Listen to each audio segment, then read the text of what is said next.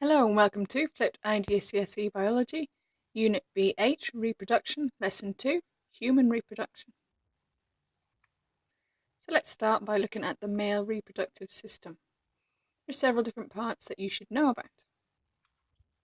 First of all, we have the scrotum. This is like a bag that holds and moves the testes. It can raise the testes up and down to make sure that the sperm are permanently at the exact right temperature. Testis is the singular of testes, and this is where the sperm are made. There are two of them. The urethra. This is the tube that runs down the penis. It carries the urine or semen out. The penis, obviously, is there to deposit sperm in the vagina. The sperm ducts are tubes which take the sperm from the testes to the urethra. As the sperm passes along these, it passes by various glands, including prostate gland. This prostate gland adds liquid to the sperm to form semen. And now the female reproductive system. So down the bottom here we've got the vagina. We've got the cervix there, which is the entrance to the uterus. As you can see, the uterus has got a very thick wall. This is muscular to allow it to push the baby out. It will also stretch a massive amount if the woman is pregnant. You've got the oviduct there where fertilization happens, the ovary which produces the eggs, and the uterus is the triangle-shaped part in the middle there. So, during fertilization, the sperm will meet with the egg and the two nuclei will join together. This picture here shows the point just before fertilization. The sperm has reached the egg. It needs to penetrate the thick coat of the egg and release its nucleus into the cytoplasm of the egg, and then eventually the two nuclei will join. So, sperm are deposited in the vagina. They swim all the way up through the uterus to the oviduct or fallopian tube, and that is where fertilization takes place.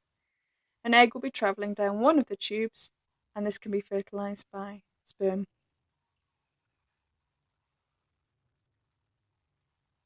So, when the sperm and the egg cell fuse, they form a new cell. This cell is called a zygote.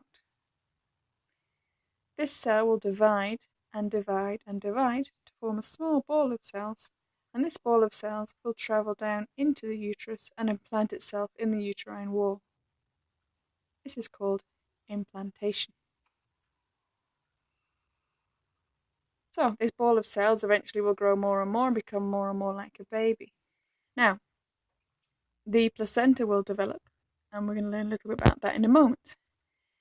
Now, as the fetus is growing inside the uterus, it is in like a bag of fluid, and this is called the amniotic sac.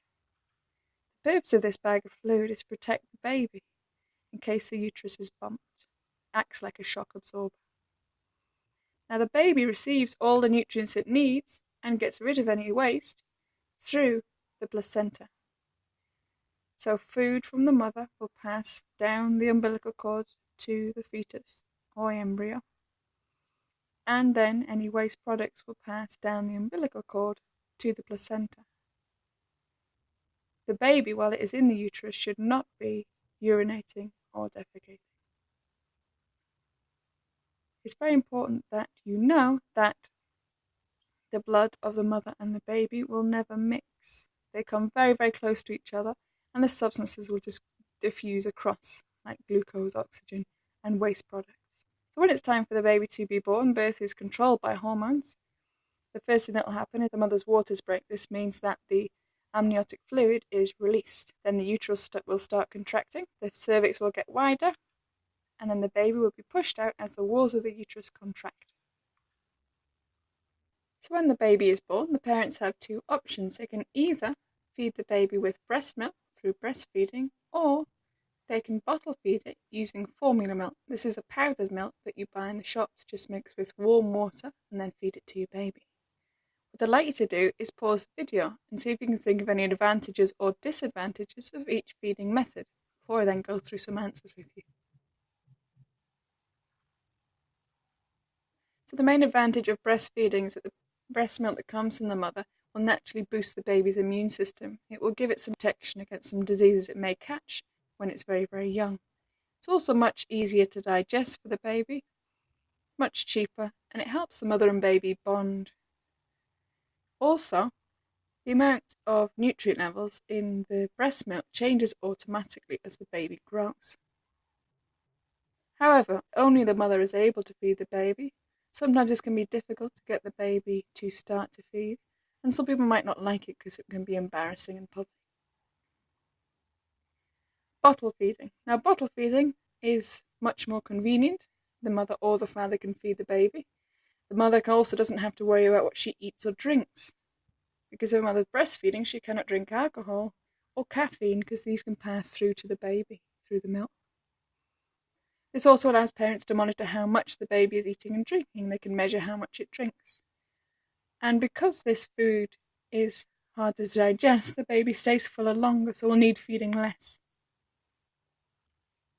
Now, some disadvantages of bottle feeding is that it's less kind of natural. It can also be expensive. This powdered milk costs a lot of money. It's also complicated to prepare. You need to be very, very careful. Make sure you sterilize all of the equipment that you are using. The water needs to be exactly the right temperature for the baby, etc., etc. It also does not give the baby any extra help with its immune system. So, let's have a little look at the menstrual cycle. This is the monthly cycle that happens within a female's reproductive system. In the first 7 days, she will go through menstruation. This is where the lining of the uterus breaks down and is released through the vagina. This is commonly called a period. Now, in the days 8 to 14 of the woman's cycle, a new egg starts to develop in the ovary. It grows inside a fluid-filled ball that we call a follicle. On day 14, the follicle moves to the edge of the ovary and bursts, and it releases the egg into the oviduct. This is called ovulation. This egg will travel along the oviduct and may or may not be fertilized. If it's not fertilized, it will just be released during menstruation. The empty follicle that's left behind forms the yellow body, which is involved in hormone release. So here we go, the menstrual cycle in a bit more detail. This is more for higher level pupils. FSH is a hormone which is made by the pituitary gland just below the brain. This causes the egg to grow and ripen, become ready inside the follicle. As the egg ripens, estrogen is produced by the ovary. When this estrogen is produced, it actually stops the pituitary from making the FSH hormone. This estrogen causes the lining of the uterus to get thicker as well. Another hormone starts being made by the pituitary. This is called LH. LH triggers ovulation, the release of the egg. The yellow body, which is left behind in the ovary, then starts to produce progesterone, another hormone. If the woman is pregnant, then progesterone and estrogen will continue to be produced. Estrogen by the ovary and progesterone by the yellow body. If she is not pregnant, then the progesterone production will stop and menstruation will occur. You can use this information to complete the table in your learning objective questions. And finally, last topic today is HIV. Human immunodeficiency virus. You might have heard a little bit about it. HIV attacks the immune system. It makes a person who is infected becoming more and more vulnerable to infections. The HIV virus is a problem because it attacks our immune system, so it prevents your body from defending itself, and also it mutates. It changes very, very rapidly. If somebody has HIV for a very long time, it then develops in what is called AIDS. AIDS is acquired immune deficiency syndrome. This could be several years down the line. The person's immune system is not able to cope and they have several different severe illnesses. This is when they are described as having AIDS. Another way of identifying AIDS is when the number of immune system cells in their body drops below a particular point. Now, the actual definition of AIDS depends on the country. You might want to have a little think about why that is. HIV can be passed from person to person for very different methods. You might want to pause the video and think if you know of any. Very high risk activities, ones that are most likely to pass HIV from one person to another, include sharing syringes, unprotected sexual intercourse, and transfusion of infected blood.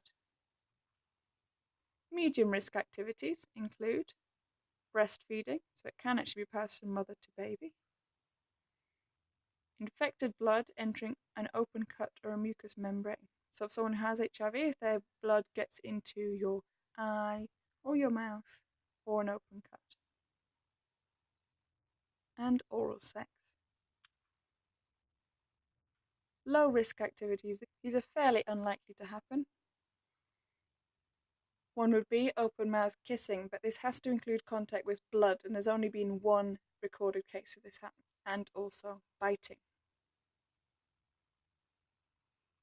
There are many myths surrounding HIV, so just in case you weren't sure about anything, it's important that you know that HIV cannot be passed by the following routes: eating food prepared by someone with HIV, sharing crockery and cutlery, that's plates, knives, forks, spoons, touching, hugging or shaking hands, using a toilet seat that someone with HIV has used, or insect or animal bites. There has been no recorded case of any mosquito passing HIV from one person to another. And here is the bibliography. Thank you.